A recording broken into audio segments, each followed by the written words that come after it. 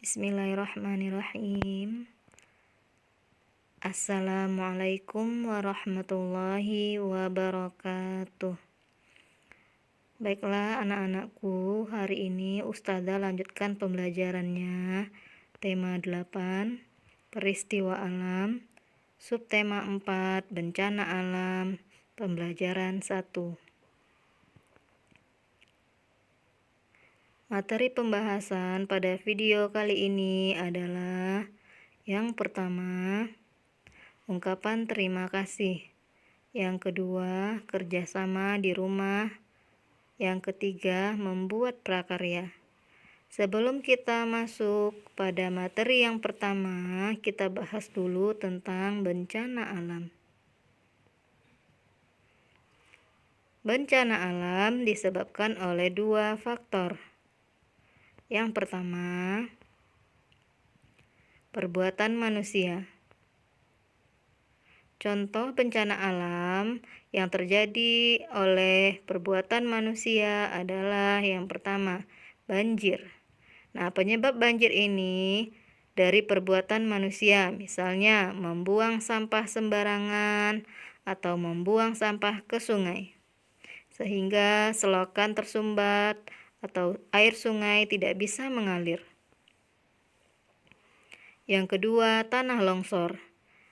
Tanah longsor bisa disebabkan oleh perbuatan manusia, misalnya penebangan pohon di hutan secara liar. Yang ketiga, kebakaran hutan.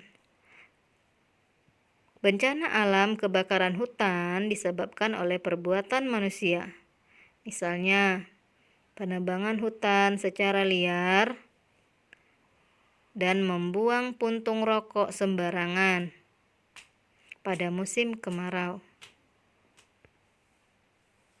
Faktor penyebab yang kedua yaitu peristiwa alam atau terjadi dengan sendirinya.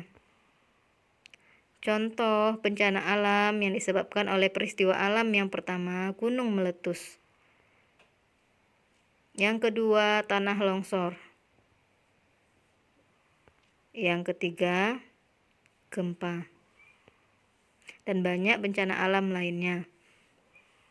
Kerugian yang disebabkan oleh bencana alam banyak sekali. Misalnya, menelan korban jiwa. Banyak korban atau banyak manusia yang meninggal. Berikutnya, kerugian materi seperti kehilangan rumah, harta, tanah, hewan ternak, dan lain-lain. Kita masuk materi yang pertama. Ungkapan terima kasih. Tahukah anak-anak Ustazah kapan kita mengungkapkan terima kasih? Nah, ungkapan terima kasih kita ucapkan ketika diberi sesuatu oleh orang lain, dipuji orang lain, dibantu orang lain. Contoh yang pertama, temanmu memberimu makanan. Apa ungkapan terima kasih yang bisa kamu ucapkan? Ini contohnya, nama temannya Adit. Terima kasih Adit sudah memberiku makanan yang lezat ini. Contoh yang kedua, ibu mengajakmu jalan-jalan. Nah, contoh apa ungkapan terima kasih yang bisa kamu ucapkan untuk ibu? Ya, terima kasih ibu telah mengajak kami jalan-jalan ke taman. Contoh yang ketiga, kakak membelikanmu buku cerita.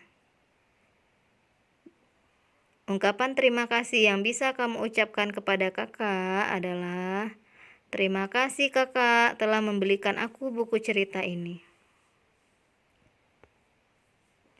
Kita lanjut materi yang kedua, kerjasama di rumah. Manfaat dari kerjasama adalah agar pekerjaan cepat selesai. Yang kedua, agar pekerjaan menjadi ringan. Contoh kegiatan kerjasama di rumah. Misalnya, membantu ibu. Kegiatan yang bisa kita lakukan membantu ibu di rumah, misalnya memasak, merapikan mainan, membersihkan rumah. Yang kedua, membantu ayah. Contoh kegiatan yang bisa kita lakukan untuk membantu ayah: mencuci mobil, membuatkan teh. Yang ketiga, membantu kakak. Contoh kegiatan yang bisa kita lakukan kerjasama di rumah untuk membantu kakak adalah mencuci piring, membersihkan tempat tidur. Berikutnya, membantu adik. Contoh kegiatan kerjasama di rumah membantu adik adalah mengajarkan adik membaca, membuatkan susu. Materi yang ketiga, membuat prakarya. Prakarya yang akan dibuat di sini adalah membuat tempat pensil dari kaleng bekas.